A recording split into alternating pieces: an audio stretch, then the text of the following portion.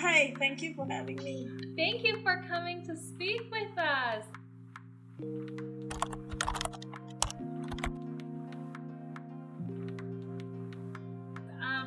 Can you tell us what you do? Okay, I'm a Singaporean arts journalist and critic. I write about the art world for Hong Kong and New York art media such as Hyperallergic, Artsy, and Kobo Social. And so maybe I'll tell you a bit about my background as well. Sure. So after doing my postgrad at the University of Edinburgh, I worked for a few years at the Singapore Art Museum and then in a government agency that oversees arts and heritage in Singapore. And after that, from 2016 to about 2019, I was covering the local art scene, first as a full-time reporter at a local daily newspaper in Singapore, and then as a full-time reporter at Yahoo Singapore. It was around that time that I decided to move on to writing about the Singapore visual art scene independently. And during this time, I mostly wrote for Art Asia Pacific. That's an established Hong Kong-based art media and publication. So during those few years, I became known for a specific brand of fact-finding criticism. Very critical, which is why I really like your writing. I love your writing just because it's so critical, it's so topical, and it hits the nail on the head every time I read it. I'm like, yes! Yeah. So this approach basically it involves examining, like you said, crucial developments and issues in the art scene. At that point, I was looking at the local art scene in Singapore, but now I look at the art world and I look at it within a broader context using a fact-based analysis. So the kind of pieces that I worked on when I was covering the Singapore art scene involves pieces like about leadership issues, about controversies linked to race or censorship, analytical pieces about private loans in public museums, and I even did a months-long in-depth investigative piece into the decline of Singapore's major international art fair, Art Stage. So I used the same analytical outlook when I shifted focus to writing about the art world beyond Singapore last year. I wrote a few in-depth analytical pieces for Hyperallergic, and then I did a whole series of these are the articles I think you read. I did a whole series of quick read analysis examining the various developments in the art world during the pandemic this year for Hong Kong art media, Kobo Social. Yes. So the reason why, to be quite honest, right, this fact-finding critical approach is not something I invented all of it. No. But I think that the way that you are able to go and relay it and have very engaging conversations about the art world and giving that context is something that I find really stimulating for me intellectually. So I wanted to know if you can boil down to one piece of information that you can pass on based on your set of expertise for creatives, what would that be? I think it would be it's one piece of information, but there are two lines of thought to it. But anyway, let me just go into it. Maybe you'll get what I'm trying to say.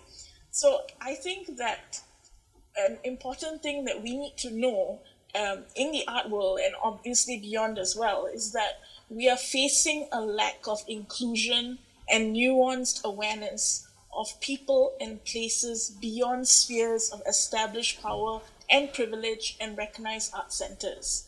These are the individuals and communities quite possibly creating the kind of art and discourse that could foster entirely new ways of thinking, living, and working in the art world. So I have an example. One of the most intriguing and timely artworks I came across this year is titled Thanks for Staying Alive Fern, 1994. It's a 2020 piece by a Mexican-American multidisciplinary artist, Rafa Esparza. And the subject of the painting is a very nostalgic 90s portrayal of the artist's older brother, And it comes across as very raw and relevant because the materials used in the panel comprise of local dirt, horse dung, hay, river water, chain link fence, plywood. All of these materials was to give tangibility to the young lives lost to gang violence, the prison industrial complex, and other types of structural oppression. So the painting boldly epitomized a downright refusal of erasure in a narrative largely dictated by individuals and organizations with far too much power. At the same time, this artwork grieved for those who cannot access a life that is good and safe and sustainable. So this is the kind of boldness, authenticity, and vulnerability we need to create space for, not just in the creation of art, but the ways we work, live, talk about art, communicate in the art world, connect with each other, and view art itself. And it's even more important that we need to do this now so that we can deal with the kind of pain and suffering we are experiencing as a civilization. This state of collective and individual grief we are all feeling. Different degrees of it, of course, different situation, different background, different people. And this is not just from the pandemic. It's because we're at a point in our human evolution where our very existence is in crisis due to environmental issues, social divisiveness, and more. So I wrote about this particular artwork in one of those quick read analytical pieces for Kobo Social about Art Basel online viewing room in June. But the problem, to paraphrase one of my favorite journalists, John Alsop from Columbia Journalism Review, the problem is that these kind of reflections exist within an ecosystem that still features much bloodless mechanical noise about sales, business, brand name, social status, and more. But as Alsop says, if you dare to listen carefully, even with all that white noise, there is grief. Within that white noise, even there is grief. And this grief is for the yearning for the kind of life that we had and we lost to the pandemic and everything else that is changing around us. So I think when I look towards the future and when I think about the future, art media, us writers, critics, journalists, even people who are interested in being part of this particular apparatus, we need to understand that we make up an expressive apparatus that inevitably reflects generational, national, and collective sentiments.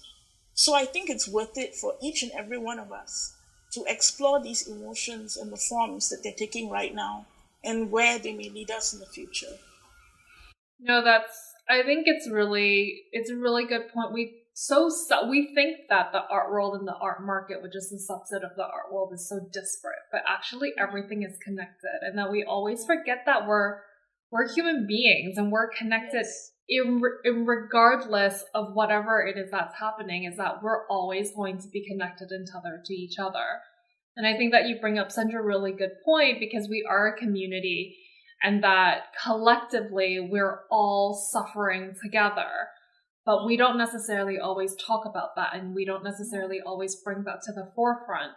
So I think that's a really good piece of information to go and say, like, the one thing is to remember that we're actually all connected. We're all a community with each other, and that we need to be more integrative with each other in order for us to have a more holistic ecosystem where we can all be working with each other rather than sort of against each other, or like in some sort of a subset to think that it's about capitalism or it's about whatever it is, and it's really not about that. It's about the humanity, and it's about the community of us being in the creative industry.